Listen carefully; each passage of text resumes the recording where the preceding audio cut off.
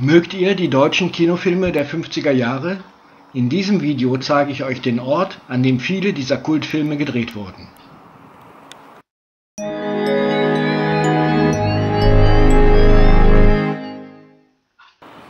Hallo und willkommen zu einem neuen Vlog.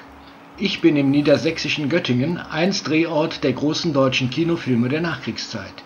Hier standen zwischen 1946 und 1960 die Studios der Filmaufbau GmbH. Damals waren das die modernsten Filmstudios überhaupt. Heute erinnert hier kaum noch etwas an diesen riesigen Studiokomplex.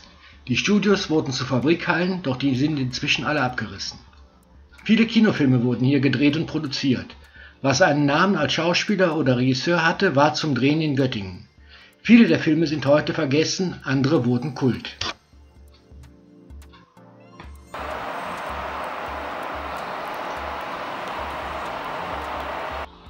Liebe 47 mit Hilde Krahl nach Wolfgang Borchards Stück Draußen vor der Tür ist der erste hier gedrehte Film. Weitere Filme waren Rosen für den Staatsanwalt von Wolfgang Staudte, Königliche Hoheit nach dem Roman von Thomas Mann mit Dieter Borsche und Ruth Leuwerig, ebenfalls nach Thomas Mann Die Bekenntnisse des Hochstaplers Felix Krull mit Horst Buchholz. Dann gab es die Buddenbrooks mit Lil Dagover, Hans-Jörg Felmy, auch hier gedreht Frauenarzt Dr. Pretorius mit Kurt Götz. Fast alle Heinz-Erhardt-Filme wurden hier gedreht. Der letzte Fußgänger, Witwer mit 5 Töchtern, Drillinge an Bord und so weiter. Nacht über Guten Hafen, ein Film über den Untergang des Flüchtlingsschiffes Wilhelm Gustloff, wurde ebenfalls in den Studios hier gedreht. Es gab Filme mit Hans-Jörg Felmy, Jörg Tommerla, Rudolf Platte, Dieter Borsche, Maria Schell, Lil Dagover, Gustav Knuth und mit Hardy Krüger.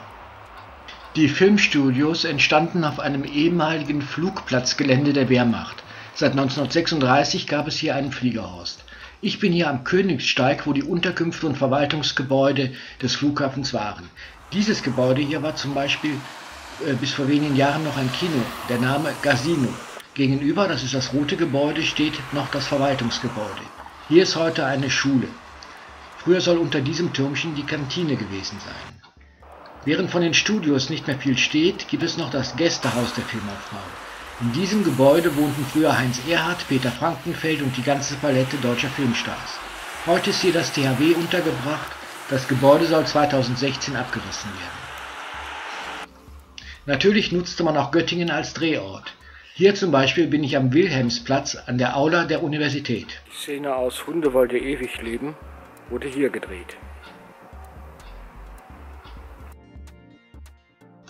Der Kriegsfilm Hunde wollt ihr ewig leben zeigt die Geschichte der Armee unter General Paulus. In dem Antikriegsfilm ist die Aula ein russisches Befehlsgelände.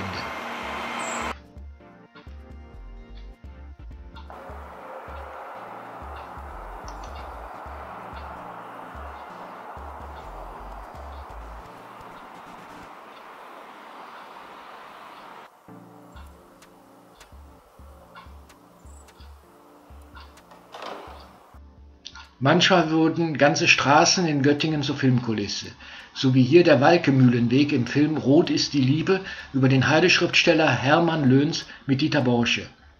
Andere Straßen dienten wie hier für Der tolle Blomberg mit Hans Albers als Kulisse.